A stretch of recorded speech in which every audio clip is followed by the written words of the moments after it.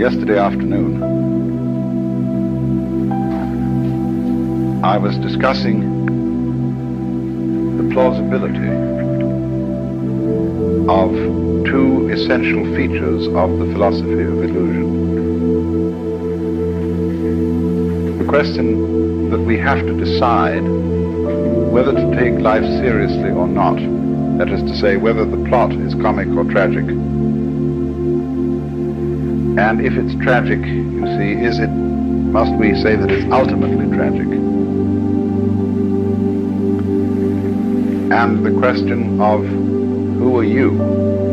And are we to say that I myself, right down at root, am just a little kind of jerk of some kind that really has nothing to do with this cosmos, but just arises in it and is here on sufferance for a short period, and then absolutely nothing follows, you see? Or the alternative to that is what I really am, the same as the whole thing, that is, the works, the it, or whatever you want to call it, Brahman, God, the Tao, the great void, the Buddha nature, I don't care, the self, anything, any name you want. And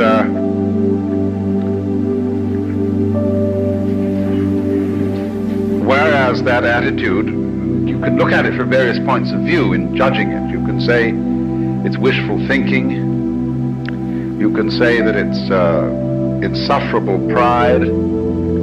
But the point of the matter is, as I tried to show, any other way of looking at things is kind of schizoid. It looks at human beings as if they arrived in this world like a bunch of birds on the branches of a barren tree. They just got settled there, you know, they don't belong. The sense of being strangers and pilgrims from another domain altogether. Well, where is this other domain? And how does it relate to this one? Are they separate? I showed you that even when we say that two domains are the poles apart, the very fact that they're poles shows that they have a hidden connection. And the hidden connection is the big thing in life. All you junkies know that.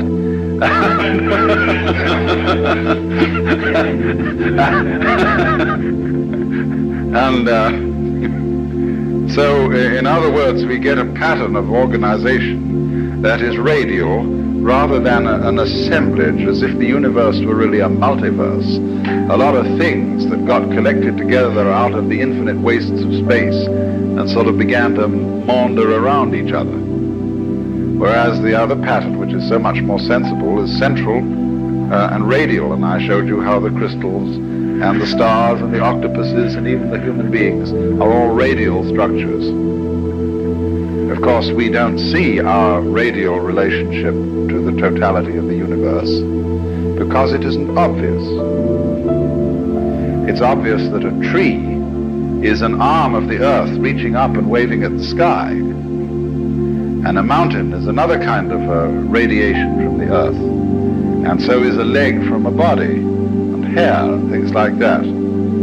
But what makes human beings, as the highest of the mammals, so conscious of being independent is that they are topologically an enclosed surface, you see, which wanders around independently of the ground. What we don't notice is that we are not independent of the ground at all. That wandering around is something that is entirely related to there being some ground. In other words, when you run up a hill, the hill also runs you up it.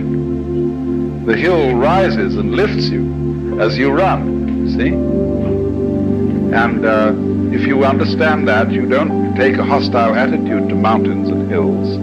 You're grateful to them for lifting you up so high in the air, because that's presumably why you went up, that the thing was high. It was lifted up. You wanted to be lifted up. It lifted you up. You had to cooperate, of course. I always like the illustration that I've used before, perhaps you haven't heard it, of the thistledown. The thistledown, too, comes moving through the sky.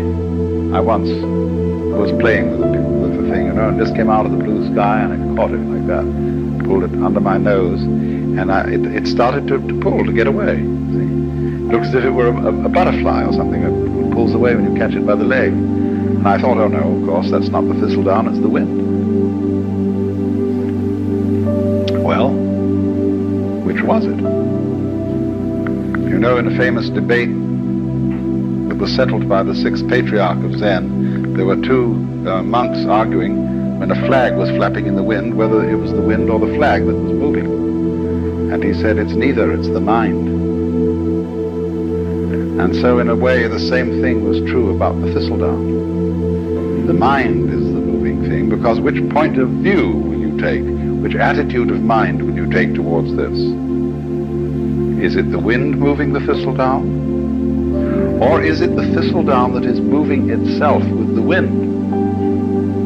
After all, when you see a sailing boat, there's a man in the sailing boat, who is moving the boat? Is it the wind moving the boat?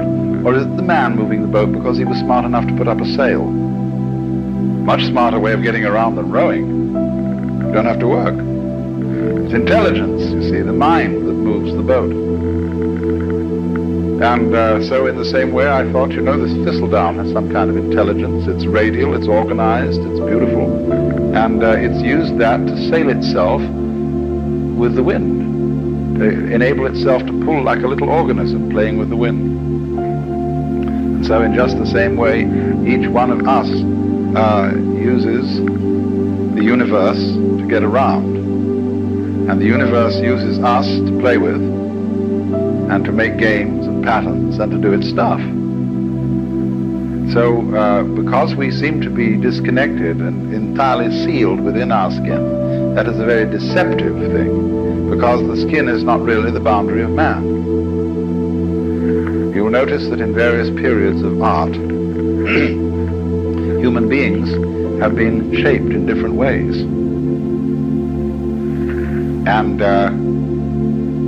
have been more or less transparent at some times, at other times opaque, and sometimes the emphasis has been on the state of mind which this human being is in. At other times the emphasis is on the bodily conformations and so on. In the work of painters today, one sees images that at first sight one doesn't recognize as being human. There was an exhibition at the Museum of Modern Art in New York some years ago called The New Image of Man. And these things didn't look like human beings at all. Some of them did, but that's because what does a human being look like? That depends on your point of view.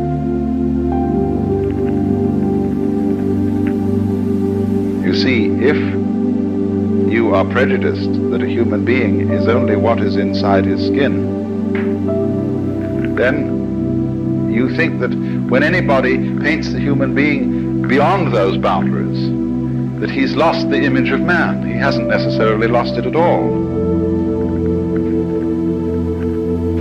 You see, there's an old feeling that the shape of the universe is the shape of man. I don't know if you've ever heard that said. That man is the microcosm, and that the universe as a whole is the macrocosm. Now, as you plumb out into the universe and explore it astronomically, it gets very strange. You begin to see things in the depths that at first sight seem utterly remote. How could they have anything to do with us? They are so far off and so unlikely.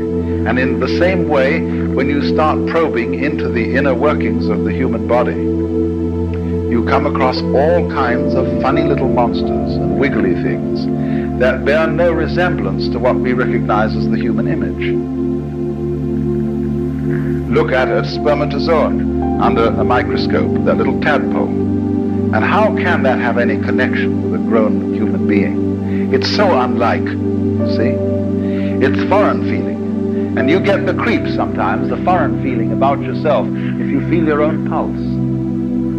Or if you're able to look at an X-ray in some way of your inner organs working. See, they're all strangers to us, we don't know about them. And they give us the creeps. as if they were, coming across some weird insects in the dark, that sort of feeling. But what we will always find out in the end, you see, when we meet the very strange thing, and we look into the distant reaches of space, there will one day be the dawning recognition, that's me. Why, that's me. And the whole game of the universe, you see, is to appear as strange to itself as it possibly can. That's how one keeps variety going. That's how one keeps wonder going, and all kinds of exciting developments. How different can you get? In the beginning, the Lord said, get lost to himself, you see. So, we shall find, for example, that space that you see all around you and containing you. And you can feel space in many ways. Space is not only something that comes through the eyes. The movement of your arms, if with closed eyes, for a blind person, is his way of knowing space. And you can hear space audibly. Lots of sounds appear to be in restricted spaces or ample spaces. And silence that goes with sound corresponds to space. And even St. Thomas Aquinas, that old Catholic theologian, said that good derives its virtue from evil, just as it is the silent pause that gives sweetness to the chant. So, but space, you see, that seems to contain. Space is one's mind. This was common sense to people living in the early Renaissance, for example, at the time of Dante. There are many references in Dante's poetry to the identity of mind and space. And likewise in a 8th century text in China, the Sutra of the Sixth Patriarch, he likens the nature of mind to the nature of space. He says just as space contains all the sun and the moon and the stars and the people and the mountains and the forests, so the nature of mind, the nature of consciousness, the nature of oneself contains all these things. So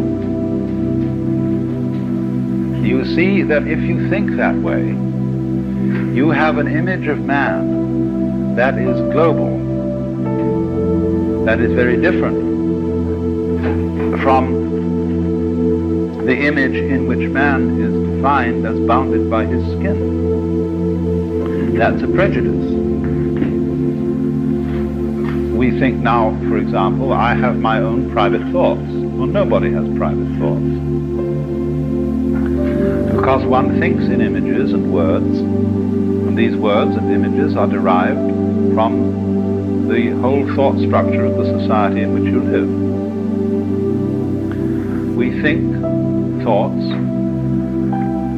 The domain of mind is very similar to the grid structure of an electric power supply system. You know, what happens is there's a network of power stations and transformers so arranged that if one of them gives out and fails to supply a certain area, immediately the grid connects them with other sources of power. Well, in rather a similar way, our minds are connected. Let's take one very obvious example of it. What Northrop Frye calls the order of words. The order of words is all existing literature.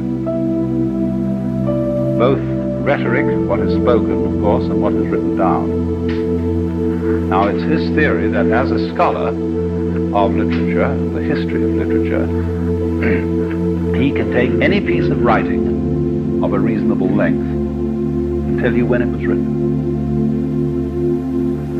Because everything that is written and said is inescapably related to the whole order of words. And it's amazing what little things you might not notice would give you away. Because he can say, well, obviously he has read this, thinking, say, of a particular novelist or poet. So it must come after the date when that novel was published.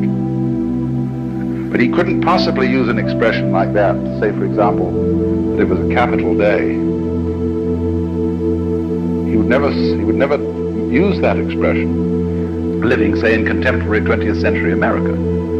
That's a Victorianism, or it's an Edwardian way of talking. And so by all sorts of little clues like that, the scholar could pin down a piece of writing to when it was written, you see. That is because every individual piece of writing is a function of all writing that's being done. Well, now that's a very specific and almost crude illustration of something that's going on in a far more complicated way than that. It isn't only all writing, all thinking is being done in relation to the total order of thought. And in a still more subtle way, all living is being done in relation to the total order of life, to what de Chardin calls the biosphere. And it goes way beyond that, because of the vast interplay of what we now call gravitational and electrical fields, which embrace everything that there is. That is why the ancients, when a person was born, cast his horoscope. That was a map of the universe at the time of that person's birth. And therefore it was a drawing of his soul. Because the soul is not inside the body. The body is inside the soul. The soul, your soul, is the whole universe as it is focused upon your organism. Now, of course, astrology is a very primitive science, and it interpreted the influence of the universe upon the individual in very crude ways, and it works mostly by good guesswork on the part of the astrologer. If you know how to tell fortunes at a fair, you will find out a great deal about how all these predictive psychic sciences work, because the client invariably gives himself away.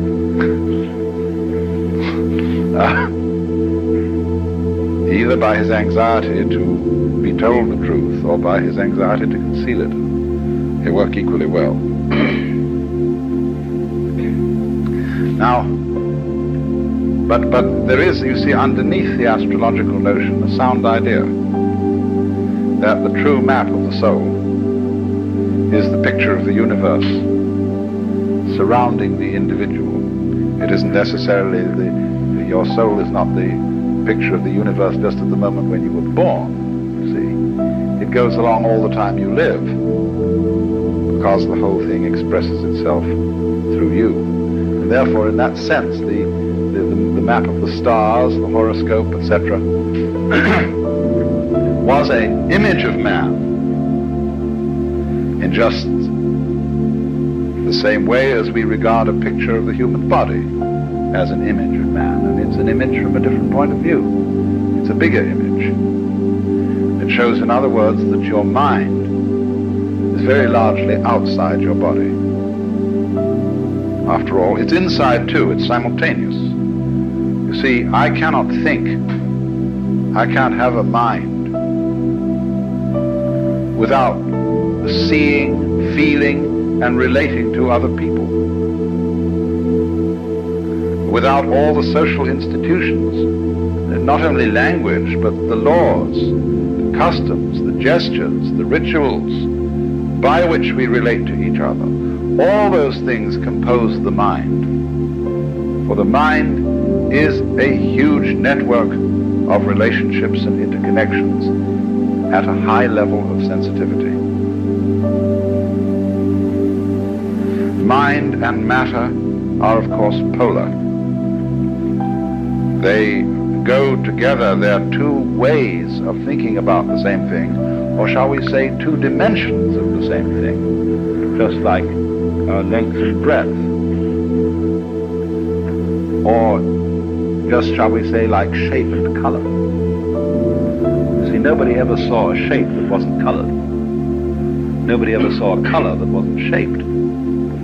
And yet we can see there's a very clear difference between color and shape.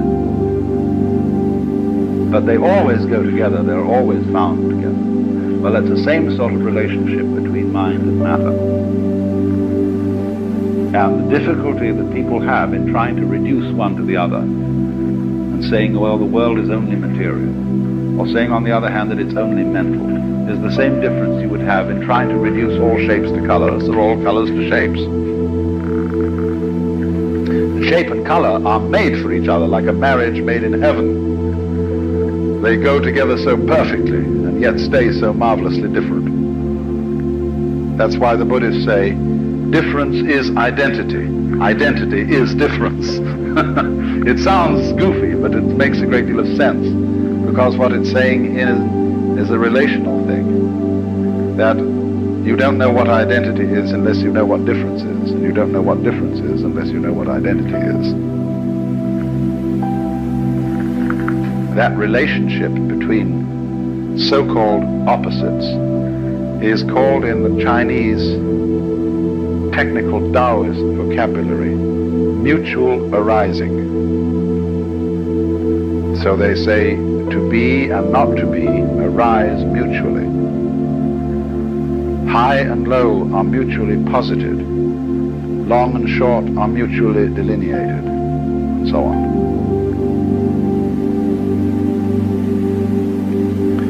Now, what we see then is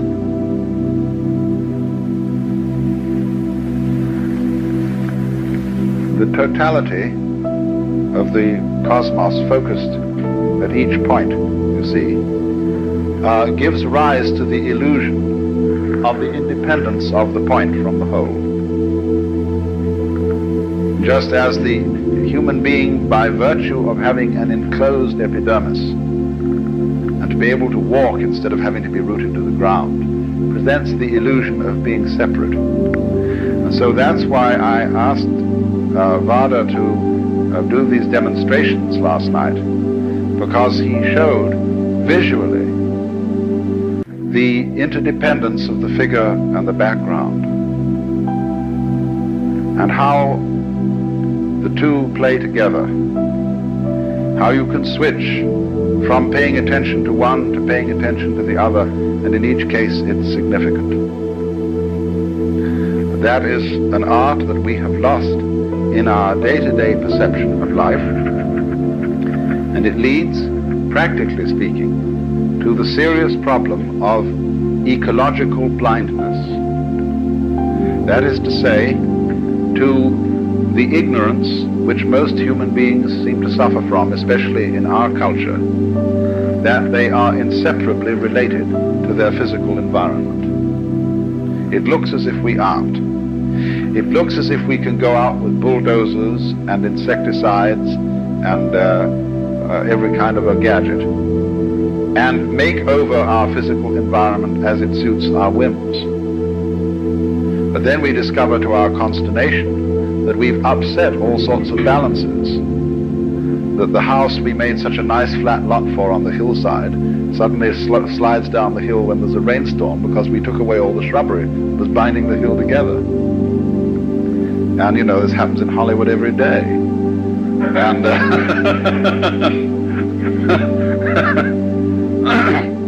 and nobody ever seems to learn.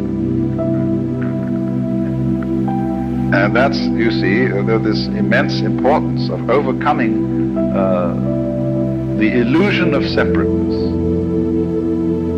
But people are afraid of that because they think it's communistic. They think that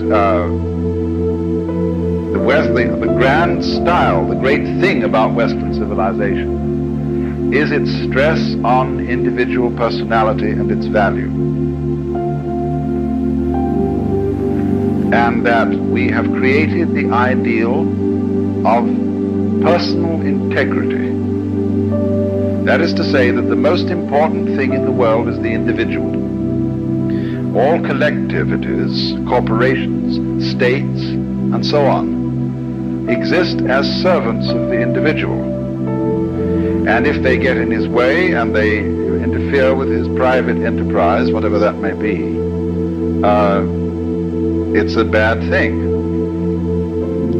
man, the individual, is the crown of creation from this point of view. And therefore, when anybody suggests that the individual man is not what you thought was an individual, but is in some way united with, grounded in the totality, then if you're this kind of rugged individualist, you mix up your vocabulary and you call the totality the collective. Now, the collective and the totality are two completely different things. The idea of collectivism is based on individualism. It's the idea that the society of mankind and the physical environment beyond it is a collection with nothing of the kind. That's the idea of cosmic flotsam and jetsam that all floated together into a collection. And that's the obverse of individualism. You know, American individualism is the same philosophy as Marxist collectivism, seen from the other side, because they're both based on the same erroneous sensation of individuality. Now, what people don't understand is that a complex and interesting personality is not a matter of being isolated. It's a matter of being deeply connected with and aware of one's relationship to the whole surrounding cosmos. Let's suppose that I'm preparing to make a date with some lady, and she's such an individualist that her thoughts are only occupied with herself. She never thinks about anything that isn't herself. But she's an awful bore. She has nothing to say. She's not interested in any books, in any landscapes, in any works of art, in any literature, in any other people. She's a total bore. But the more, on the other hand, she would be interested in all those things that are supposed to be not herself, the more of a colorful personality she becomes. So the rule is to get away, you see, from these ideas of the individual as finding his individuality and uniqueness through independence, but rather finding his individuality and uniqueness through being related. Because you see, that's what makes it. Look at the word relation from another point of view when we talk about our friends and relations. Supposing I come across some individual who I can't make out what kind of a thing he is. I can't make out where he came from. His accent isn't American, it isn't British. It isn't particularly Middle Western, it certainly doesn't have the overtones of New York or New England. He just talks flat. And as to his style of clothing, it's utterly nondescript. Well, I think this is pretty much of a bore. What I like to see in an individuality, in a physical individual, is ways that I can relate him to his ancestry. That he has this little subtle accent, or this mannerism, or this eccentricity, or whatever it is, that connects him with a great background, see? But it's his connection with his background that makes him so significant. If I can't see that connection, he becomes uninteresting. So, there is no thought in this approach to devalue the individual. What really does devalue the individual is any kind of religious or political philosophy that overstresses his isolation.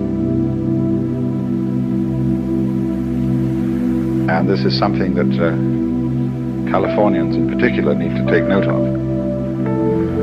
And because many people feel, you see, that the development of technology and of centralized government is a direct threat to the value of personality. Well, in some ways it is. But that is only because technology is being developed by personalities who don't understand what personality is. They're working on the old individualist-collectivist point of view, They're the same.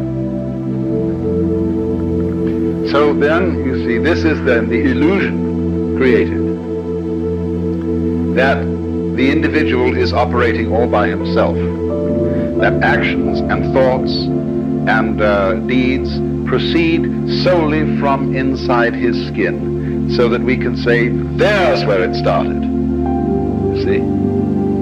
Well, that's the game of praising and blaming. The game of who started it, who can we give candy to, who can we bang on the head. In other words, somebody has to be it. As in The Farmer in the Dell. And finally you get the end, the cheese stands alone, the cheese stands alone. High over there again, the cheese stands alone.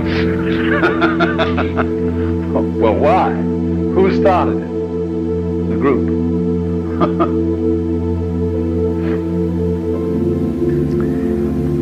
Well, another fear about this is that it absolves people of responsibility if they see through the illusion of separateness.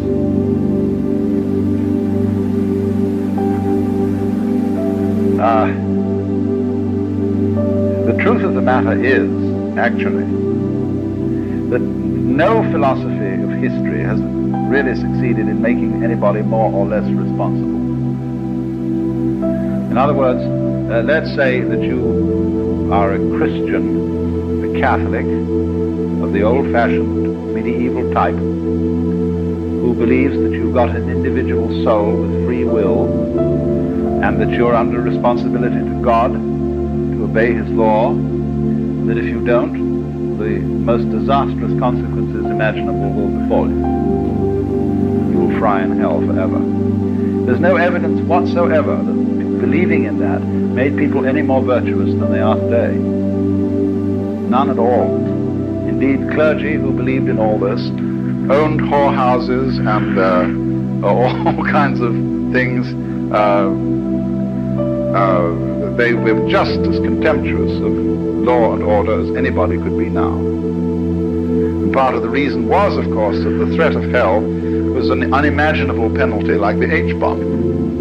It's just too big to think about, and really brings justice into disrespect because it uses such crude and clumsy methods. You know, it's like using a steam hammer to drive in tacks.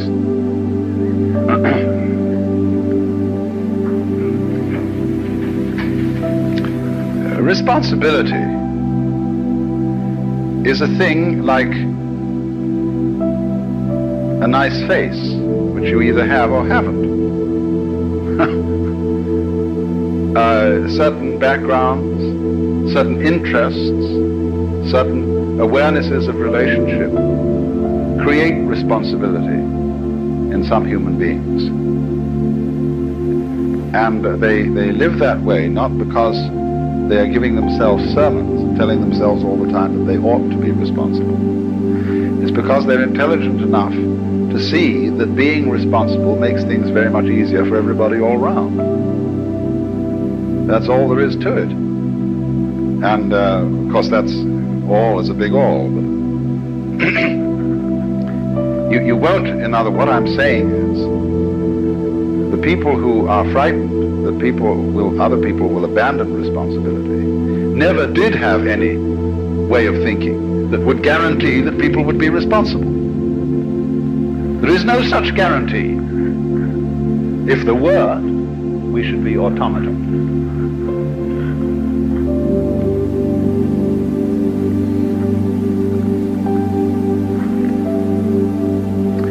Now, I want to switch to another aspect of illusion. The quickness of the hand deceives the eye. And that is, of course, the great illusion of what we call matter. Density, impenetrability, opacity. I find it hard to talk about the illusion of matter because I'm a materialist. That is to say, I like material. And though I may seem to you to be quite self-contradictory, for example, a wine should have body. Pure alcohol doesn't. And it's terribly important in human character for there to be a blend of materialism and mysticism, between sensuality and spirituality. You see, people who are purely sensuous and materialistic get very boring. You can fill your lives with all good things, with Alfa Romeos and hi-fis and wonderful cameras and girls with beautiful bodies and Chris Crafts and dry martinis and Chanel No. 5, you know. And after a while, if that's all you've got, it gets sickening and the bottoms begin to feel like plastic, the martinis taste like medicine, and somehow, you get a distaste for life, and even for mountains and trees and waters. And then on the other hand, the purely spiritual approach to things is too rarefied, too earnest, too abstract, too purely Euclidean. And the people who are intensely spiritual and don't have any sensuality are always desperately serious, colorless, lacking in humor, and never are able to meet one as man to man with a kind of a friendly leer in the eye. That's terribly important. Oh, yes, they live at a level of frantic intensity.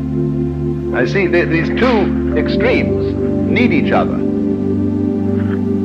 Say, spirituality needs a beer and a loud burp, and sensuality needs a rough blanket and a hard bed and a cold night with the stars, you know, to wonder about.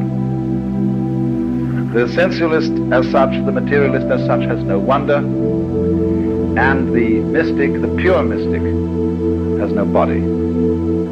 He's pure alcohol.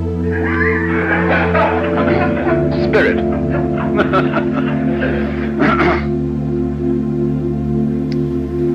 So, if then one should say that material is an illusion, this seems to be selling out to the spirit people and to the mystics. And so Christian scientists are, generally speaking, as personalities, totally lacking in materialism. They're prissy and lacking in color, and their churches are very, very disagreeable. They're all reading desks, and they're too bookish, and they have no ritual, no ceremonies, no verve, you see? It's all cerebral. And likewise, when people get the wrong idea about Hinduism or Buddhism, they go into this same ultra-mysticism. They start disbelieving in all material pleasures as crutches, and it's very bad to have crutches, you see. You shouldn't take aspirin when you've got a headache. You shouldn't wear glasses. You shouldn't show dependence on anything. You mustn't like your food too much, because that's becoming gluttonous. So you eat very plain food, which is not spiced, and you eat it out of a sense of duty. That is to keep the body functioning. You drink only water, because other drinks might cause certain dependencies and give you too much pleasure. And because the idea is, you see, you've got to control your mind, keep it absolutely calm and still, so that you are not dependent on matter. And that's altogether the wrong approach, because, it is a game you can play. It is one of these possible things. I mean, you can play the Jehovah's Witness game, play the three-seed of the Spirit Baptist game. All these are various things which you can play, just as you can take up a hobby for bridge or fishing or something like that.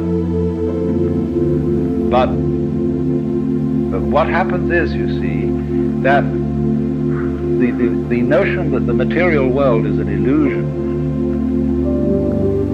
is turned into a judgment of value. If it's an illusion, therefore it's bad. I ought not to be under this illusion. Well, the reality of the matter is that if you see that the material world is an illusion, you can enjoy it a great deal better than if you think it isn't. A true materialist, therefore, is one who knows that material is an illusion. Then he's not afraid of it. Then he can enter into the dance of material with real zest. Because you see, if you're a fake materialist, what's happened? You borrowed money to buy yourself a Cadillac, an impressive house, ranch style with a picture window and a patio and a swimming pool, and you bought a lot of stock, and you somehow wangled the money and borrowed it, and you keep lying awake nights wondering if you're going to make the payments. Well, there's no point in that at all. How can you possibly enjoy all this jazz? If that's the kind of jazz you want to enjoy, if you've got to worry about whether you pay for it or not. And you get hopelessly involved, you get commitments here, commitments there, and finally you have a nervous breakdown and shoot yourself. The only way to enjoy material is to disbelieve in it, just as one can disbelieve in money. Then you can have zest for it, you see. Otherwise, it's much better to be poor. I mean, if you have no taste for this kind of life and no real interest in it, but feel that somehow you ought to have it for status reasons, it's much better to stay poor. Not have any of that stuff at all. So, then this is the important thing I'm trying to say. Material is an illusion, but a great illusion. And the point is to swing it, and not to run away from it on the one hand, or to get stuck on it in the other. Then you can play with it. Just like a wheel going round. If the wheel is too loose on the axle, it wobbles all over the place. If it's too tight, it won't revolve. But you kind of sit loose, you see, to this thing. Not too loose, though. Now, in what way, then, is the material world an illusion? Well, we know a lot about this now from our physics. And we know that what we call solidity is force, contained force. The agitation of particles or wavicles or whatever they are at such an immense speed that they become impenetrable to other agitations. So that when I put my foot on the floor, the reason it doesn't go through the floor is that the floor is coming into existence and going out of existence so rapidly that there is no interval through which my foot can penetrate. Like an airplane propeller, you can't put your head through it without getting it chopped off. Only that if it were going far faster still, it wouldn't even cut your head off. It would just be like banging your head against a brick wall.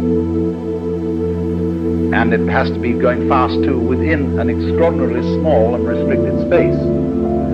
The airplane propeller is whizzing around through a considerable space in relation to the size of the head. But if it were going much faster, but through much smaller spaces, you see, then it would be like banging your head against a brick wall. So what we've got in our so-called physical objective world is a behavior of energy where matter arises from it through its behavior in restricted spaces. Density is a quality of space rather than a quality of matter. You see what I mean?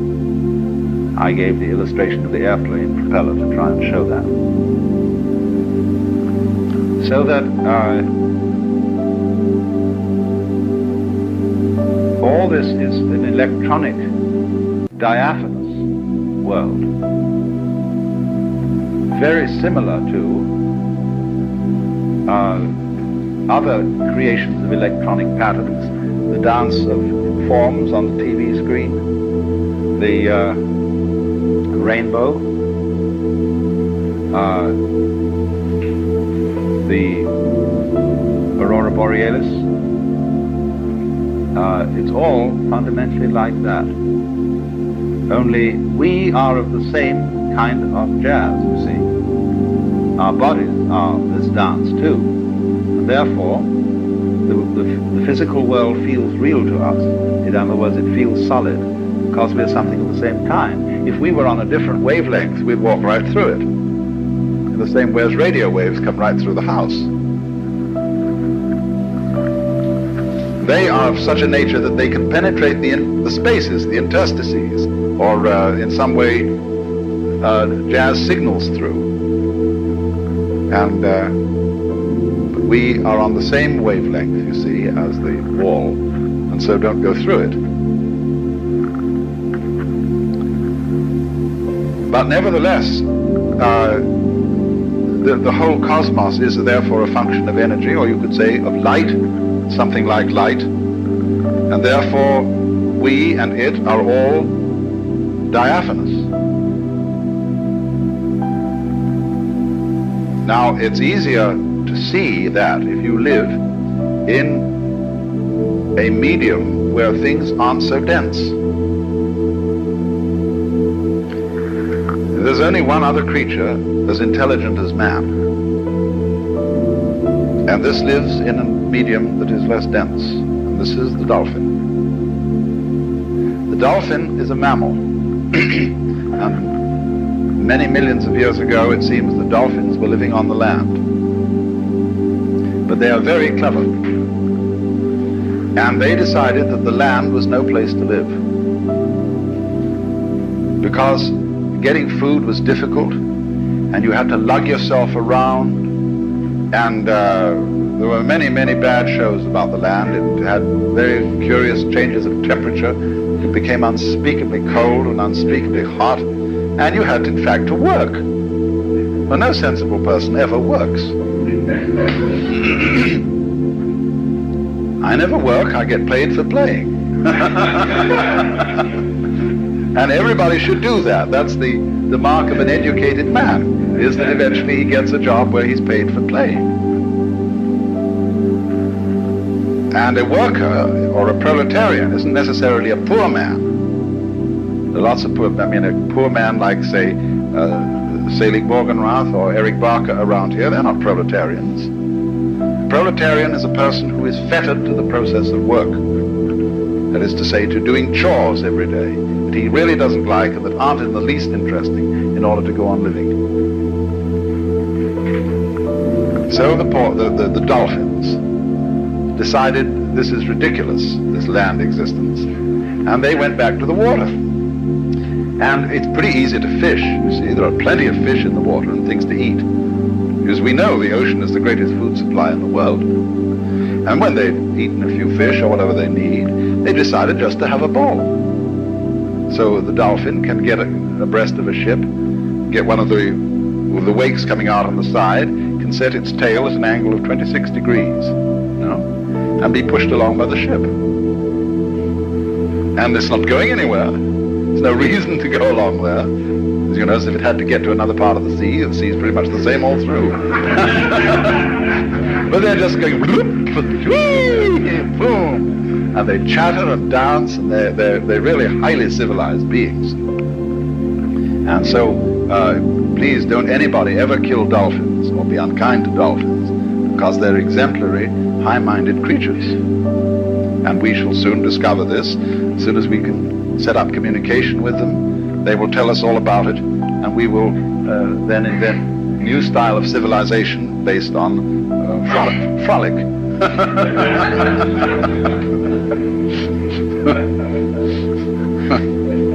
But you see, they dance in the mode of water. Now, human beings, as Toynbee has pointed out, as their civilization progresses, they begin to lose their roots.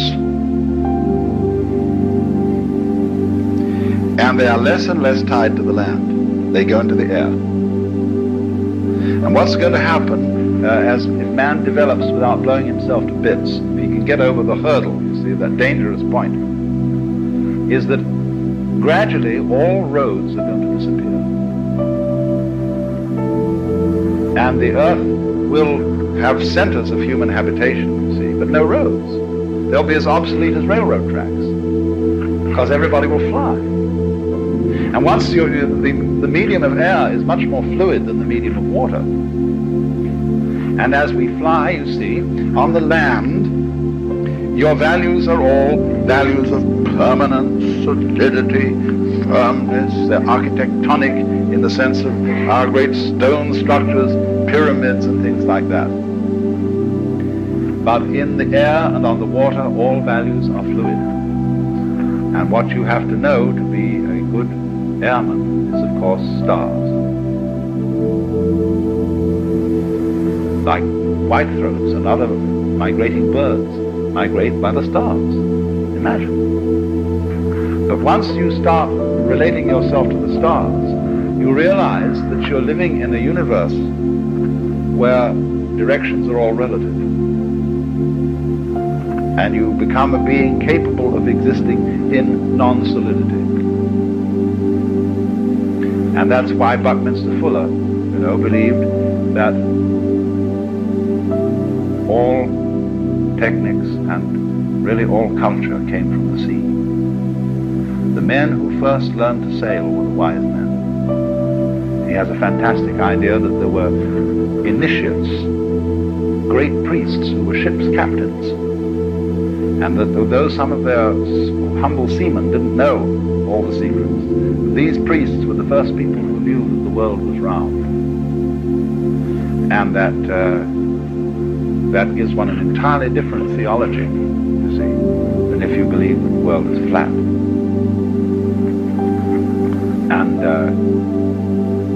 so from the priests of the ocean, the landsmen learned how to use cranes, blocks and tackles, how to build, what a good house an overturned ship made. So to this day, a cathedral has a nave as its central auditorium, nave from Latin navis, ship, showing the connections between ships and the first temples. And so Fuller goes on to say, now if you're a good architect, as the ancient architects learned from the ocean, the first thing you should do when you get through architectural school is go and work in an airplane factory. And understand the beautiful thing that man has made in a fine, fine airplane, you see, which is as great as a bird in its own way, because that's the architecture of insecurity, and that really lives with insecurity.